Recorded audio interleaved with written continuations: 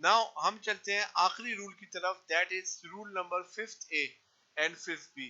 हमारे पास दो रूल आखिरी रह गए, इसके बाद जो है हमारे पास यहाँ तक जो मैंने आपको कहा था कि ये जो 5th ए और 5th बी जो रूल है ये हमारे पास है।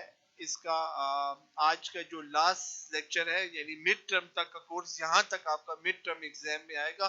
मिड टर्म एग्जाम 14 से आपके शुरू होंगे, सो ये मिड टर्म में यहाँ तक का कोर्स इंक्लूड होगा। इसकी आपने अच्छे से तैयारी करनी है। टोटल 4 क्वेश्चन होंगे, कोई चॉइस नहीं होगी, सो आपने इसकी तैयारी करनी है, ठीक हो गया। इसके बाद जो हम अगले टॉपिक पे चले जाएंगे, ये अगले वीक में भी कर सकते हैं, आज भी हम शुरू कर लेंगे इसको, ठीक है। तो ये जो टॉपिक्स होंगे आगे, बुलियन लॉ के परफेक्ट इंडक्शन मेथड, ये आपके फाइनल टर्म के कोर्सेज हैं। हम इसको फाइनल टर्म में फिर करेंगे, ठीक हो गया। तो ये फाइनल टर्म का कोर्स है, हम शुरू कर लेंगे, लेकिन ये आपके फाइनल में इंक्लूड होगा, फिलहाल इंक्लूड नहीं है ये वाला। यहाँ तक हमारा ये जो है, यहाँ तक हमारा फाइनल टर्म का कोर्स है, ये हमारा सॉरी मिड टर्म का कोर्स है। तो मिड आपका यहाँ तक आएगा, इधर तक ये मिड का एंड हो गया। यहाँ तक हम मिड टर्म करेंगे और इसके बाद जितने भी टॉपिक पढ़ेंगे वो फाइनल टर्म के हैं। अगले वीक भी क्लासेस हैं हमारी, तो हम फाइनल का कोर्स वीक नंबर 9 का कोर्स पढ़ेंगे। अभी फिलहाल हम चलते हैं अपने 5th ए रूल की तरफ। 4th बी हमने कर लिया, नाउ 5th ए हमने कर लिया, ठीक है। 5th ए में देखिए, अब जरा सा और भी इक्वेशन जो है हमारे पास, जो रूल है वो जरा सा ज्यादा लेंथी है, that is x dot y plus z। इसमें अब लॉजिकल मल्टीप्लिकेशन और लॉजिकल एडिशन दोनों यूज हो रही है, और ये आपके पास इस जो है लॉजिकल मल्टीप्लिकेशन और लॉजिकल एडिशन है। ये कहता है x dot y plus z is equal to x dot y और x। मतलब क्या है कि कहता है आपके पास इन दोनों से जो आंसर आएगा और इस से जो आंसर आएगा वो हमेशा इक्वल होगा। तो चाहे आपके पास अगर किसी क्वेश्चन में ये फॉर्म हो, आप उससे ये बना सकते हैं, और अगर क्वेश्चन में ये फॉर्म हो तो उससे ये बना सकते हैं। ये जो मैं बात कह रहा हूँ ये बड़ी इंपॉर्टेंट है। आगे हमारे पास ऐसे क्वेश्चंस आएंगे जिसमें अगर वो क्वेश्चन इस फॉर्म में होगा तो हम उसको ओपन करने के लिए, सॉल्व करने के लिए उसको इसमें कन्वर्ट भी कर सकते हैं, और अगर कोई बात ऐसी होगी तो हम उसको यूं भी बना सकते हैं, और देन हम रेफरेंस देंगे कि बुलियन के रूल नंबर 5th ए में ऐसा हुआ। तो ये रूल सारे आपको याद होने चाहिए, क्योंकि आपको ये रूल अगर नहीं आएंगे तो देन ना आप क्वेश्चन रूल कर सकते हैं और ना फिर प्रूफ कर सकते हैं। आपसे पूछा जा सकता है कि आप बुलियन का जो है 5th ए और बी रूल को लिखें और उसको देन प्रूफ करके बताएं। तो ये रूल आपको, ये रूल भी याद होने चाहिए, ठीक है ना।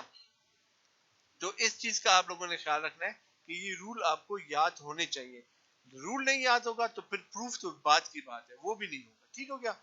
अब इस क्वेश्चन में आपके पास भी 3 वेरिएबल ही हैं, तो 2 की पावर 3 से इज इक्वल टू आपके पास आ गया 8।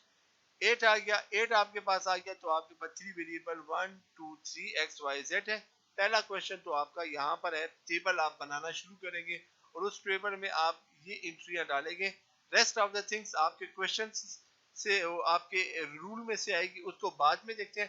पहले एक्स वाई जेड लिया 2 पावर 3, तो मतलब 0 से लेके 0 1 2 जाते जाते 7 तक टोटल 8 वैल्यूज बनती है, तो कॉम्बिनेशन होंगे। तो आपके पास अगेन 0 1 2 3 4 5 6 एंड 7, टोटल 7 वैल्यूज है। मैं देखता हूँ हमारे रिकॉर्डिंग टाइम इधर खत्म तो नहीं हो रहा। ओके, 7 वैल्यूज है। ये रफ अमल का काम सिखाता हूँ ताकि आपको टेबल में कभी गलती ना हो। तो देखिए पहला 0 है, ये हमने लिया, तो हमारे पास ओके 10 मिनट्स। ओके, सो हमारे पास जो है रिकॉर्डिंग का टाइम, ये सॉरी पहली वैल्यू 0 है, तो इनमें से कोई भी 0 तो तमाम वैल्यू 0 रही। क्लियर, दोबारा टेबल बनाना सिखा रहा हूँ। अब हमारे पास 1 है, तो 1 वाली पोजीशन वाले को आपने ऑन किया और ये आपके पास 0 रह गए। फिर 2 है, तो 2 पोजीशन वाले को ऑन किया, बाकी 0 रह गए। 3 है, 3 के लिए 2 प्लस 1, देखिए ये मैंने ऊपर नंबरिंग की है, ये एक लॉजिक है समझाने के लिए कि ये टेबल में एंट्रीज बनी कैसी हुई है। 3 हो गया। 4 है, तो 4 के लिए ये ऑन हो गया और ये दोनों 0 हो गए। 5 के लिए 4 प्लस 1 इज इक्वल टू 5, ये ऑन हो गया। 6 के लिए 4 प्लस 2 इज इक्वल टू 6, और 7 के लिए ये है। ये बात अगर आप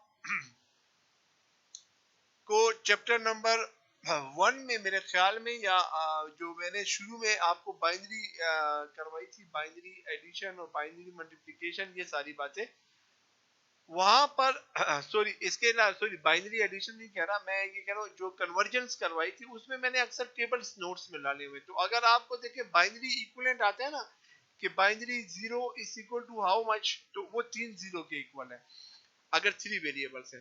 binary 1 is equal to 0 0 1, binary 2 is equal to 0 जब वो 3 के इक्वल है ना, ऑक्टल वाला टेबल जो मैंने आपको सिखाया था।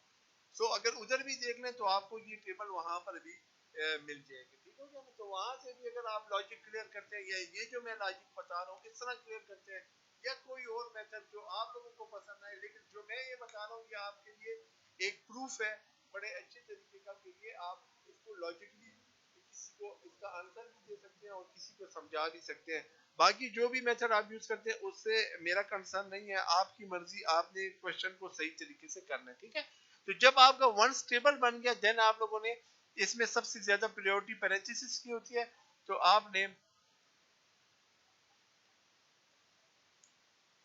पैरेंथेसिस के अंदर सबसे ज्यादा प्रायोरिटी पैरेंथेसिस की है, तो आपने पहले पैरेंथेसिस की वैल्यूज को लिया। तो y प्लस जेड कर दिया, फिर x डॉट y बना दिया, y dot x dot z बना दिया।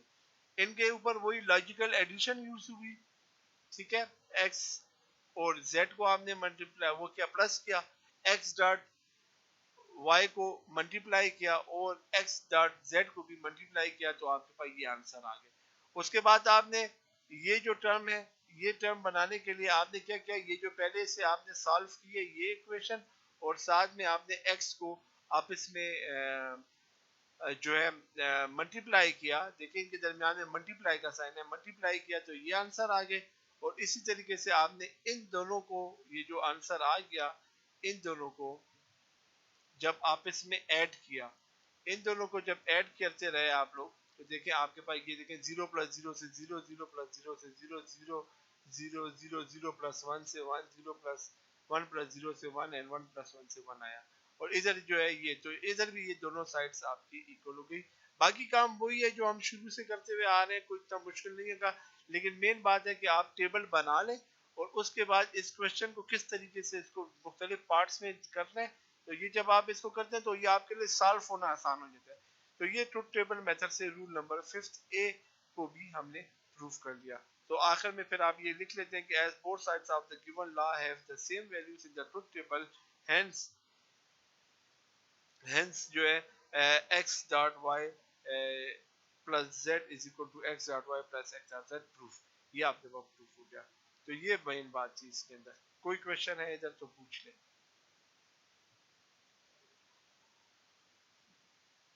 जी नहीं है सर। ओके जी।